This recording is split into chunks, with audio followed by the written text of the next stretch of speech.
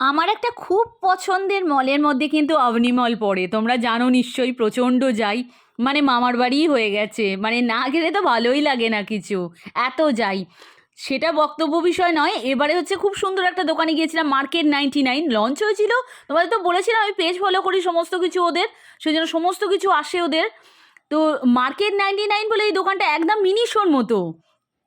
খালি মিনি শোতে মানে কিছু জিনিস মানে সেরকম আমি যেটা খুঁজতে গিয়েছিলাম পাইনি, সেই জন্য কিনিনি। কিন্তু এখানে পেয়ে গিয়েছিলাম এত সুন্দর সুন্দর কিউট সফট টয়েস।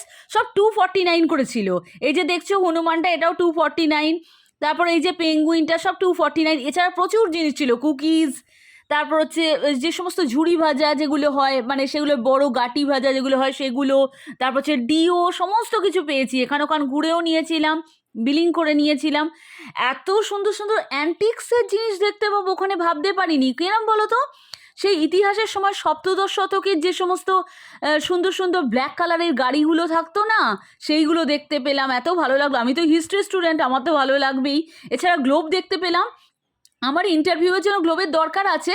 তবে এই গ্লোবটা একটু অন্যরকম ছিল, এগুলো সাজিয়ে রাখার গ্লোব টাইপের।